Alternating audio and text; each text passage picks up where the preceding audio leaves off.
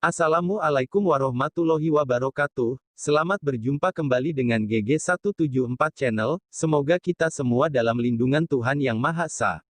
Amin. Dalam video kali ini admin akan berbagi informasi yang berkaitan dengan kemarau basah yang diprediksi akan melanda beberapa wilayah Indonesia di tahun 2020, yang admin rangkum dari situs resmi BMKG.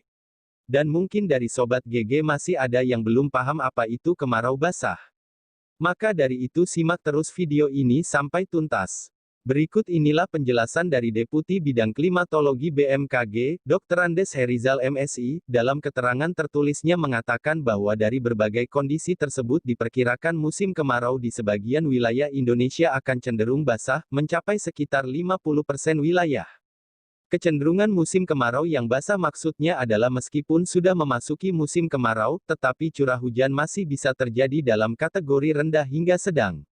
Seperti yang disampaikan dalam situs resmi BMKG, bahwa saat ini, sebagian wilayah Indonesia telah memasuki musim kemarau seperti yang diprediksi oleh BMKG sebelumnya. Untuk itu, BMKG perlu menyampaikan beberapa poin penting terkait perkembangan musim kemarau di tahun 2020 ini. Di antaranya yaitu, berdasarkan analisis BMKG hingga tanggal 20 Juni tahun 2020 menunjukkan bahwa 51,2% wilayah Indonesia sudah mengalami musim kemarau, sedangkan sisanya di beberapa wilayah masih mengalami musim hujan.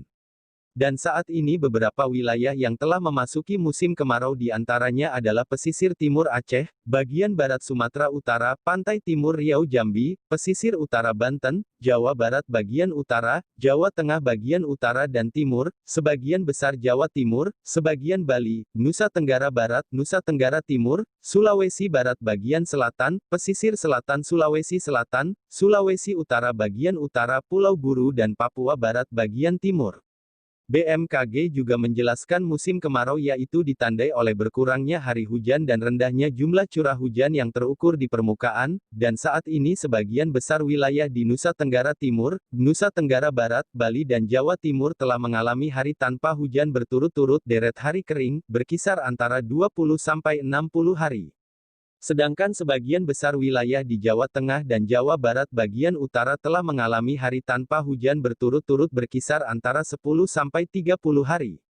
Umumnya curah hujan di sebagian besar wilayah Indonesia pada pertengahan Juni tahun 2020 berada pada kriteria rendah 0-50 mm dasarian.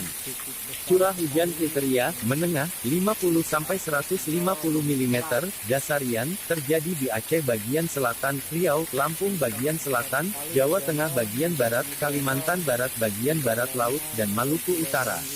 Curah hujan kategori tinggi, lebih besar dari 150 mm dasarian, terjadi di Sulawesi Tengah bagian selatan, Sulawesi Tenggara bagian utara, Pulau Seram bagian barat, Papua Barat bagian barat dan Papua bagian tengah khususnya di sekitar Timika. Dibandingkan dengan curah hujan normalnya, rata-rata iklim tahun 1981 sampai tahun 2010 pada bulan Juni, 50% dari wilayah-wilayah tersebut menunjukkan kondisi atas normal, lebih basah dari biasanya. Sedangkan 30% wilayah yang lebih kering, bawah normal terjadi di Sumatera Utara bagian tengah, Jawa Barat bagian tengah, Jawa Tengah bagian tengah, Jawa Timur, Kalimantan Tengah bagian utara, Papua Barat bagian timur, Jayapura dan Papua bagian utara dan tengah. Prediksi curah hujan pada akhir Juni hingga pertengahan Juli tahun 2020 umumnya akan berada pada kisaran kriteria rendah, 0-50 mm dasarian, hingga menengah, 50-150 mm dasarian, di sebagian besar wilayah. Potensi curah hujan rendah kurang dari 50 mm, diperkirakan dapat terjadi di Sumatera khususnya di Riau dengan peluang lebih besar dari 70%. Sementara itu, potensi curah hujan rendah di Jawa kecuali Banten, Bali, NTB, NTT, sebagian Sulawesi Selatan bagian selatan dan Papua bagian selatan di sekitar Merauke memiliki peluang lebih besar dari 90%. Dari berbagai kondisi tersebut diperkirakan akan menjadikan musim kemarau di sebagian wilayah Indonesia akan cenderung basah, namun perlu tetap diwaspadai adanya potensi kekeringan di 30% wilayah zona musim ZOM.